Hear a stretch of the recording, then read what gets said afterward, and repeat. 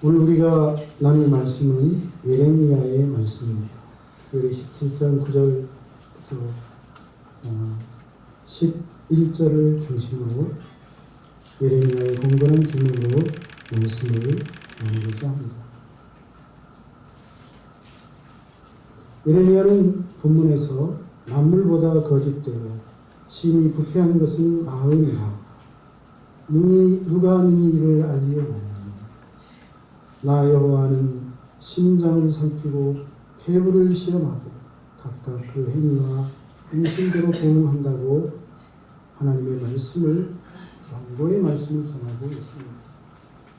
이는 마음이 중요하고 하나님은 사람의 마음을 보시는 분이라는 말씀일 것입니다. 우리는 늘 마음을 중요하게 여기지만 정작 자기의 마음을 솔직히 들여다보는 것은 어려운 것 같습니다. 많은 분들이 자신의 마음을 자신도 자신할 수 없다고 고백할 정도로 겉으로는 밝고 선한 모습으로 살아가지만 그 마음은 그 반대인 경우가 많습니다. 또 그 마음 속에는 겉으로는 깨끗해 보이지만 자기 기만과 거짓, 교만과 욕심, 온갖 악한 생각들이 가득한 경우도 많습니다. 오늘 본문 말씀은 우리 하나님은 단순히 인간의 외면적 행위나 겉모습만 보시고 살피시는 분이 아니라 우리의 마음, 우리의 심장과 폐부, 우리의 깊은 내면까지 살피시고 감찰하시는 분이라는 것을 알려주고 있습니다. 그리고 이것을 통해 우리가 마음을 잘 관리하고 깨끗하게 하는 일이 중요함을 교훈하고 있습니다. 따라합시다. 마음이 중요하다. 예레미야는 우리 마음이 얼마나 거짓되고 부패한지 돌아보고 그것을 솔직하게 인정하고 회개하고 하나님 앞에 나아가라고 강력하게 경고하고 있는 것입니다. 저와 여러분이 오늘 이 말씀을 통해 자신의 마음을 점검하고 마음을 깨끗하고 바르게 함으로 하나님과의 관계가 온전히 회복되는 은혜가 있기를 축복합니다. 무엇보다도 예레미야는 우리의 잘못된 그런 마음을 회개하지 않는, 다시 말하면 깨끗하게 하지 않는 심판을 받는다고 말하고 있습니다. 회개하지 않으면 심판을 받는다. 특별히 10절 나 여호와는 심장을 살피고 폐부를 시험하고 각각 그 행위와 행실대로 보응한다고 말하고 있습니다. 예레미야는 우리의 행위가 결국은 마음에서 나온 것이라는 사실을 날카롭게 지적하면서 부패하고 타락한 마음을 회개하지 않으면 하나님의 심판을 받을 수밖에 없다고 말하고 있는 것입니다. 그렇습니다. 예레미야의 이 말씀 참으로 옳은 말씀입니다. 우리 하나님은 겉으로 드러난 모습에 절대로 속지 않으십니다. 사람은 들여다볼 수 없는 사람의 마음 깊은 곳, 그 깊은 내면을 감찰하시고 인간의 심장과 폐부, 마음의 중심에 품고 있는 생각까지도 살피시는 분이시기 때문이죠. 사람들은 때로는 다른 사람의 눈앞에서 그럴듯하게 행동합니다. 교회에서도 마찬가지입니다. 예배드리는 자리에서는 정성껏 기도하고 열심히 봉사하고 선한 모습으로 하나님의 말씀과 뜻을 따라 올바로 행동하는 것처럼 보이기도 합니다. 하지만 그런 말과 행동의 원천이 되는 마음은 오히려 그것과 정반대되는 경우가 얼마나 많습니까? 거룩하신 하나님의 말씀이나 뜻과는 전혀 다른 모습을 갖고 있는 경우는 또 얼마나 많습니까? 그리고 그런 모습으로 겉으로 나타난 모습만 보고 사람을 판단하고 평가하고 믿는 유하는 사람은 속일 수 있을 것입니다. 그런데 정작 사람들보다 더 중요하신 분, 우리를 창조하시고 우리의 생사화복을 주관하시는 하나님은 속일 수 없다는 사실을 알아야 하겠습니다. 사람과 달리 그런 우리의 것과 다른 내면까지 감찰하시는 하나님은 절대로 속일 수 없고, 하나님 앞에는 숨길 것이 아무것도 없고 감출 것이 아무것도 없다는 사실을 알아야 합니다. 심지어 우리의 마음과 생각까지도 하나님 앞에서는 감출 수 없습니다.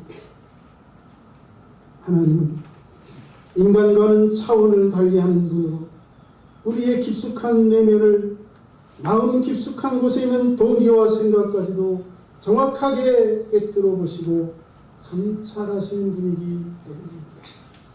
그래서 하나님은 두려운 분이 아닐 수 없습니다. 그러므로 성경은 곳곳에서 마음을 잘 관리하라고, 내면을 잘 가꾸라고 가르치는 것입니다.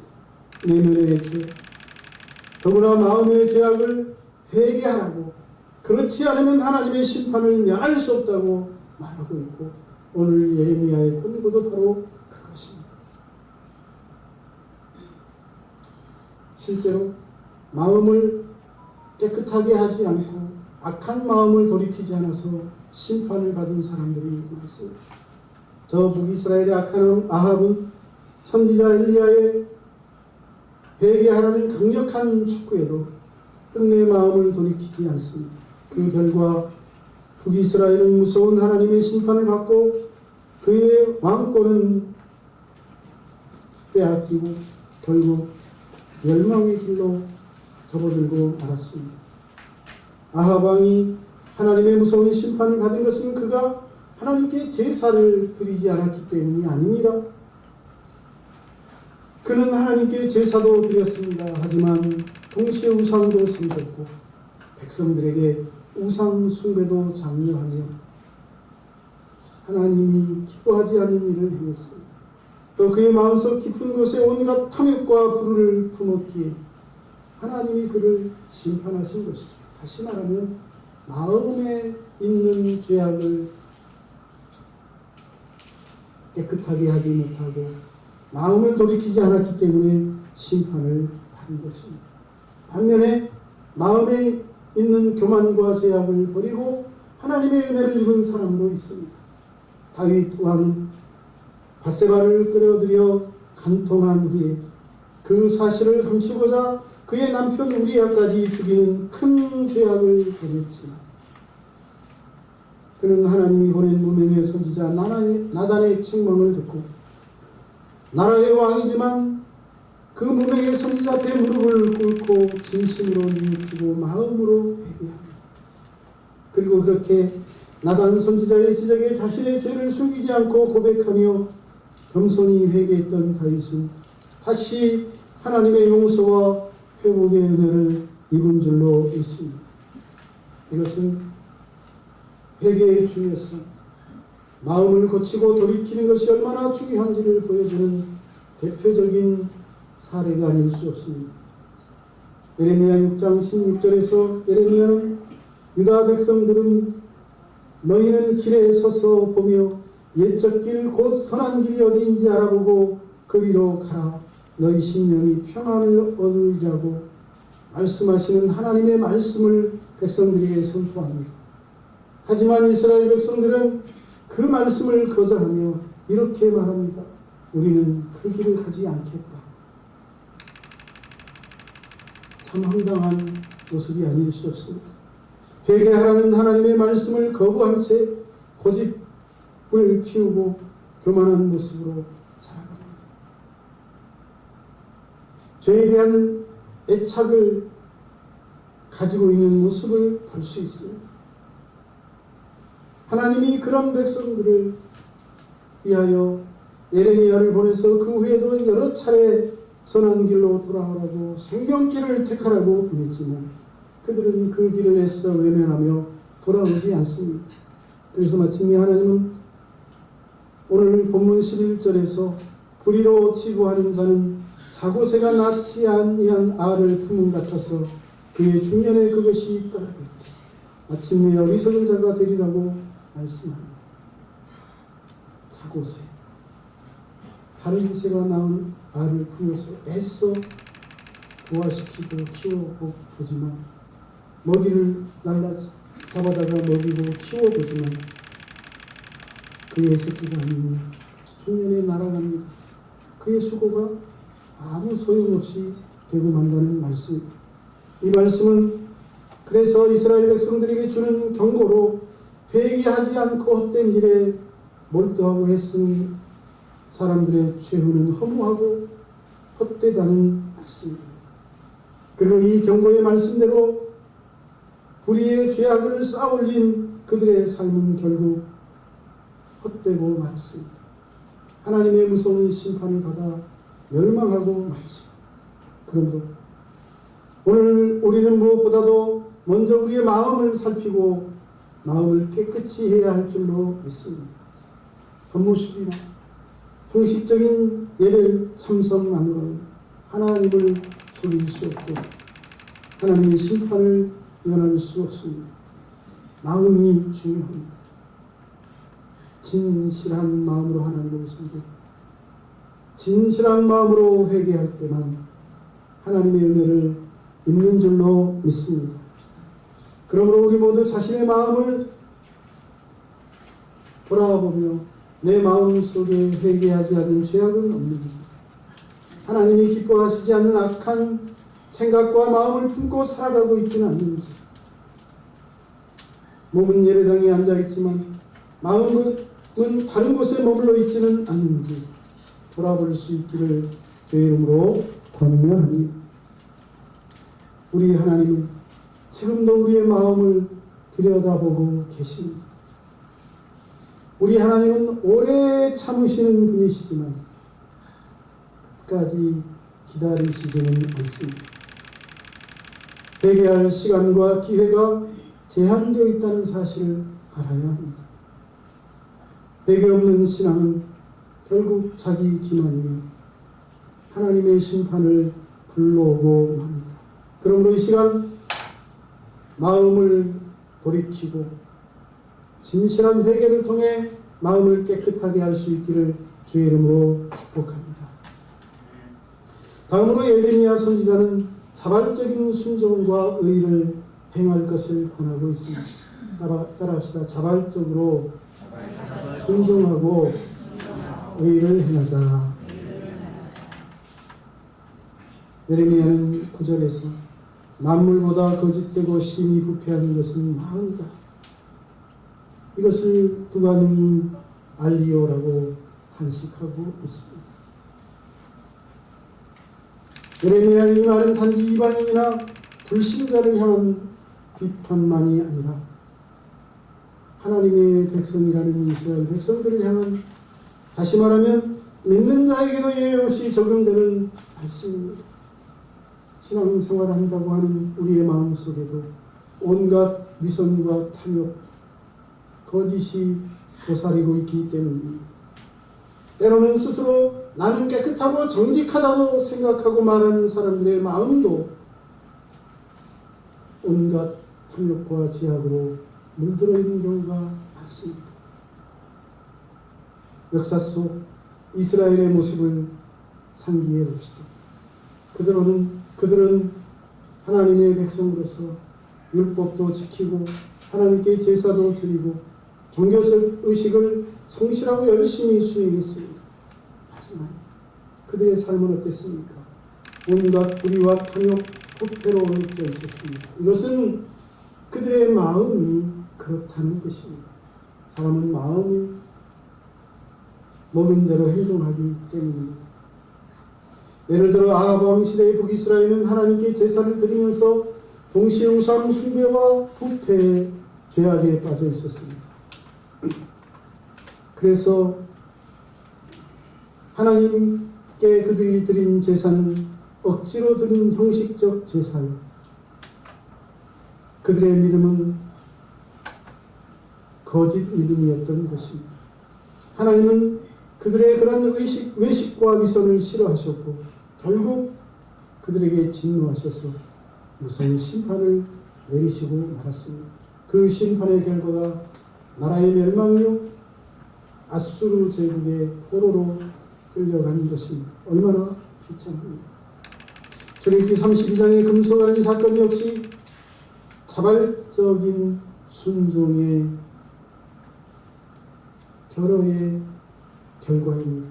자발적 순종이 없는 백성들의 삶의 결말이란 말입니다.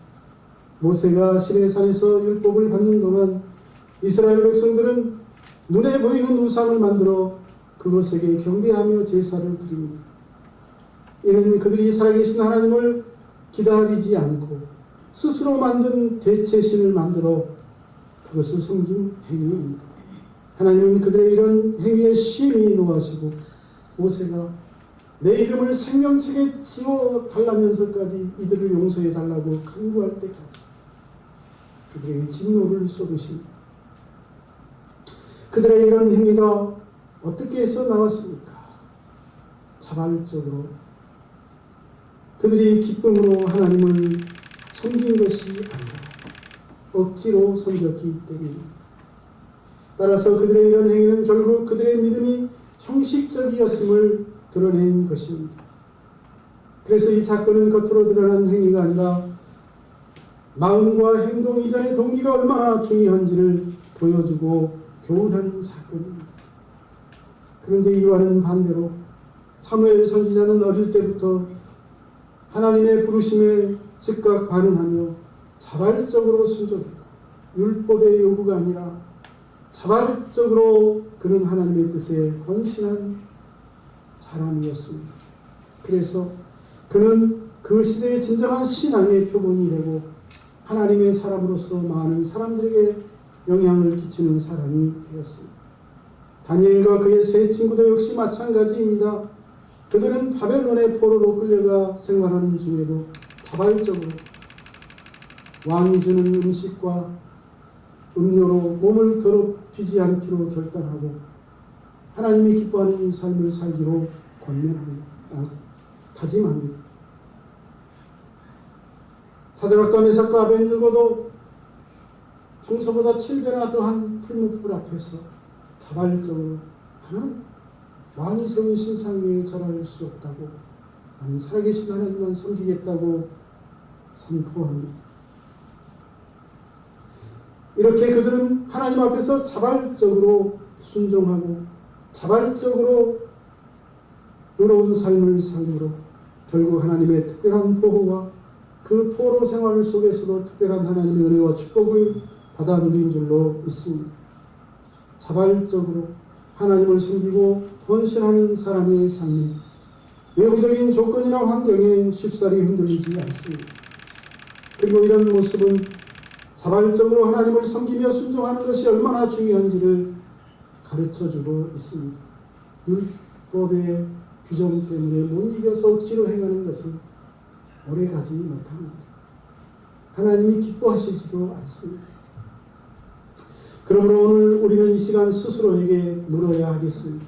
나는 과연 진실하게 하나님을 섬기는 사람입니다. 나의 순종과 헌신, 주의를 지키고 하나님의 말씀을 따라 봉사하고 하나님께 예물을 드리는 것을 율법 때문에 억지로 하는 것인가? 아니면 내가 하나님의 은혜에 감사하여 자발적으로 기쁨으로 하는 것인가? 여러분 자신의 삶을 살펴볼 수 있기를 바랍니다.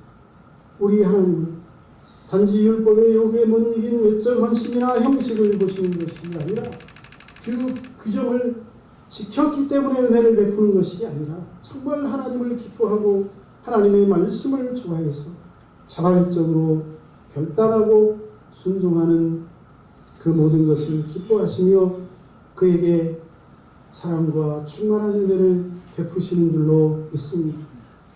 예수님께서도 바리새인들의 그런 겉모습만 그럴듯한 종교적 행위, 비자발적이고 억지로 행하는 율법적 행위를 꾸짖으시면서 그들을 마음이 완고한 자라고 외식하는 자들이라고 해칠한 무덤과 같다고 독사의 자식들이라고 책망하셨습니다. 저와 여러분 어떻습니까? 어떤 모습으로 살아가고 있습니까? 주의를 지키지 않으면 하나님의 진노가 임할 것 같아서 율법의 규정 때문에 주의를 성수합니까?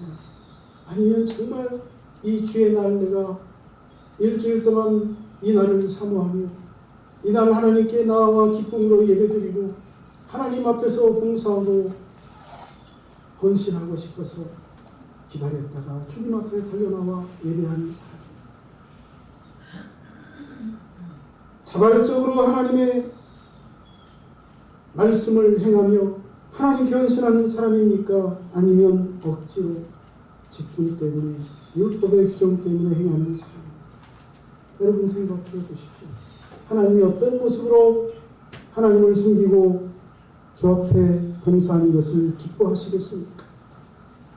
저와 여러분이 오늘 말씀 앞에서 큰 깨달음을 얻을 수 있기를 주의 이름으로 축복합니다. 오늘 우리가 하나님께 드리는 예배, 봉사 그리고 일상의 모든 행위가 하나님 앞에 진정한 기쁨과 영광이 되려면 우리의 마음과 삶이 먼저 거룩하고 정직해야 합니다. 그리고 하나님이 주신 은혜와 사랑에 감사하여 기쁘게 자발적으로 예배드리고 주의를 성수하며 봉사해야 할 줄로 믿습니다. 저와 여러분이 그런 삶으로 하나님의 영광을 드러내는 성도들이 될 수 있기를 주의 이름으로 축복합니다. 그래서 예레미야는 새 언약은 돌판이 아니라 마음의 색이라고 말하고 있습니다. 돌판이 아니라 마음의 색이라는 말이 무엇입니까? 바로 하나님을 마음으로 기뻐하며 하나님의 주신 은혜에 마음으로 감사하며 자원해서 자발적으로 섬기라는 말씀인 줄로 믿습니다. 예레미야 31장 33절에서 하나님은 내가 나의 법을 그들의 속에 두며 그들의 마음에 기록하여 나는 그들의 하나님이 되고 그들은 내 백성이 될 것이라고 말씀하고 있습니다. 물론 이는 새 언약에 대한 말씀으로 명백히 마음이 담기지 않은 율법적 행위들, 억지로 하는 순종에 신물이 나신 하나님께서 그런 모습이 아니라 자발적이고 자원하는 순종과 헌신을 요구하시는 말씀인 것입니다. 따라서 하나님이 예레미야를 통해 주시는 새 언약은 외적인 율법 준수만을 의미하지 않습니다. 이는 율법의 핵심이자 그 율법을 주신 하나님의 뜻인 마음으로 하나님을 경외하고 자발적으로 그 말씀에 순종하는 삶을 살게 하려는 그런 의미를 담고 있기 때문입니다. 저와 여러분이 하나님이 원하시는 자발적인 순종과 헌신을 통하여 하나님께 영광 돌릴 수 있기를 주의 이름으로 축복합니다. 구약시대 율법은 하나님과 그 백성을 연결하는 언약의 핵심이었지만 당시 많은 이스라엘 백성들은 돌판에 새겨진 율법만을 지키려 했을 뿐, 그리고 그것을 지키면 모든 것이 다 되었다고 생각했을 뿐, 정작 하나님이 원하시는 마음의 변화나 삶의 변화는 없었습니다. 예레미야의 말씀대로 그들의 마음은 완고하고 완악했기 때문입니다. 그래서 겉으로만 하나님이 요구하시는 종교적 형식을 억지로 갖추었을 뿐입니다. 그래서 하나님은 예레미야를 통해 말씀하신 것입니다. 율법을 돌비에 새기지 말고 마음에 새기라고. 그리고 예수님께서 오셨어도 바로 예레미야를 통해 주신 이 새 언약을 말씀하십니다. 히브리서 8장과 10장은 예수님이 중보자가 되셔서 새 언약을 완성하셨다고 말하고 있습니다. 그렇습니다. 예수님은 십자가에서 우리의 모든 죄를 대속하시고 우리에게 성령을 보내주시어 우리의 마음에 하나님의 뜻을 새기게 해 주신 줄로 믿습니다. 이제는 외형적 율법 준수가 아닌 마음으로 성령의 인도하심을 따라 마음이 변화되고 그 변화된 행동을 실천으로 옮기는 삶을 살아야 한다는 말씀입니다. 이것은 율법의 규정을 넘어서는 삶입니다. 예수님은 바리새인들의 외식과 위선을 꾸짖으시면서 참된 경건은 바로 이 마음에서 나오는 것이라고 말씀하셨습니다. 산상수훈에서도 마음이 청결한 자는, 자비하는 자는, 화평케 하는 자는 복 있는 자라고 말씀하시는데, 이런 모든 교훈들 역시 외적 형식이 아니라 내면의 변화, 마음의 변화가 중요하다는 교훈이요 말씀인 줄로 믿습니다. 사도 바울은 로마서 12장과 고린도후서 3장에서 이 새 언약의 삶이 무엇인지 자세히 설명합니다. 그는 우리 마음의 돌판이 벗겨지고 성령의 생명이 기록된 새 언약의 마음을 가진 자들은 변화를 경험하고 바로 그것이 하나님과 온전한 교제를 가능케 한다고 말합니다. 그렇습니다. 성령께서 우리 안에 역사하실 때 하나님의 말씀은 단순한 지식이 아니라 비로소 삶을 변화시키고 행동으로 이어지는 놀라운 역사가 나타나는 줄로 믿습니다. 우리가 성령 충만해야 하는 이유가 바로 여기에 있습니다. 오늘날 많은 그리스도인들이 성경을 읽고 말씀을 공부하지만 정작 삶에서는 그 말씀을 적용하지 않는 사람들이 많습니다. 교회 안에서만 그리스도인입니다. 이는 새 언약의 정신에 어긋나는 것이요, 율법을 마음의 색이라고 말씀하시는 주님의 말씀에 역행하는 삶입니다.